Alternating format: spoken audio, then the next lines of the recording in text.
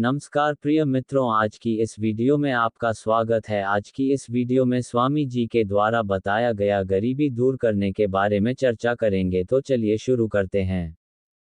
स्वामी विवेकानंद ने गरीबी दूर करने के लिए कई विचार दिए थे। उन्होंने कहा था कि गरीबों की सेवा करना भगवान की पूजा है। उनका मानना था कि गरीबों के लिए काम पैदा करने के लिए भौतिक सभ्यता जरूरी है। उन्होंने कहा था कि जब करोड़ों गरीब लोग भूख से मर रहे हों, तो जो लोग गरीबों की कीमत पर शिक्षा हासिल करते हैं, उन्हें देशद्रोही माना जाना चाहिए। उन्होंने कहा था कि भारत को उन्नत करना है, गरीबों को भोजन देना है, शिक्षा का प्रसार करना है, और पुरोहितवाद की बुराई को दूर करना है। उन्होंने कहा था कि हर व्यक्ति को भगवान की तरह देखना चाहिए। उन्होंने कहा था कि गरीबों की सेवा का काम पूजा भाव से करना चाहिए। उन्होंने कहा था कि शतहस्त समाहर सहस्त्रहस्त समकिर, यानी 100 हाथों से पैसे कमाओ और 1000 हाथों से उसे बांटो। उन्होंने कहा था कि मूर्खों, उनके पैरों के पास बैठो और उनसे कला और उद्योग सीखो। उन्होंने कहा था कि जापान ने यूरोपियंस से सब कुछ लिया, लेकिन वे जापानी बने रहे। उन्होंने कहा था कि तुम्हें भी यूरोप से लेना है, लेकिन यूरोपियंस नहीं बनना है। कभी एक समय, राजू नाम का एक दयालु किसान रहता था। उसके पास एक छोटी सी झोपड़ी थी, जिसकी छत सूखी घास से बनी थी। राजू बड़ा ही गरीब किसान भी था, पर उसने अपनी गरीबी से कभी हिम्मत नहीं हारी थी। राजू अपने खेतों में बहुत मेहनत किया करता था। उसकी मेहनत से ही इस साल उसका खेत सब्जियों से भरा हुआ था। मोटे लाल टमाटर, कुरकुरी हरी बीन्स और चमकदार बैंगनी बैंगन। राजू हर दिन बहुत मेहनत करता था, अपने पौधों को सींचता था और घास निकालता था। लेकिन इस साल, बारिश के बादल लुका छिपी खेल रहे थे। सूरज एक विशाल, गर्म दीपक की तरह चमकता था, जिससे जमीन सूख जाती थी और सब्जियां प्यासी हो जाती थीं।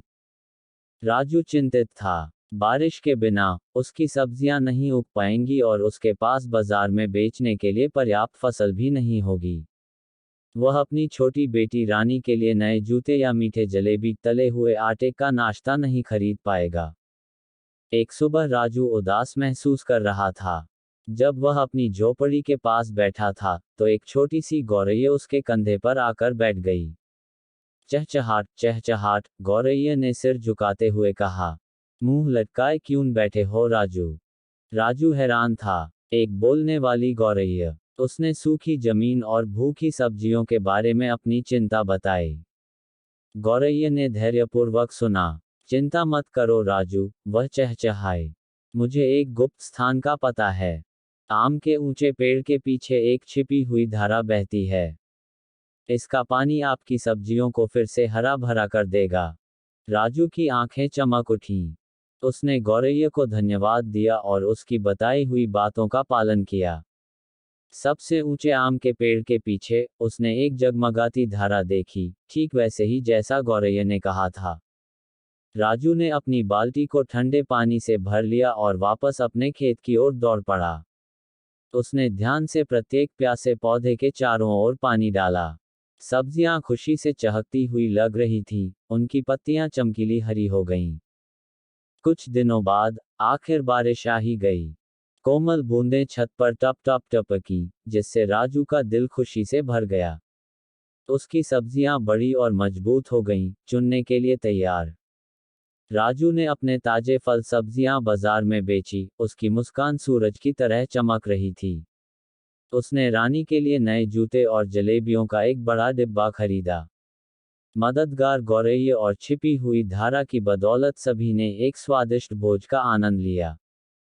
उस दिन से, राजू कभी भी छोटी गौरैया की दयालुता और छिपी हुई धारा के जादू को नहीं भूला। वह जानता था कि भले ही चीजें मुश्किल लगती हैं, वहां हमेशा थोड़ा जादू खोजने के लिए इंतजार कर रहा होता है। तो प्रिय मित्रों, आपको वीडियो अच्छी लगी होगी तो वीडियो देखने के लिए आप लोगों का धन्यवाद।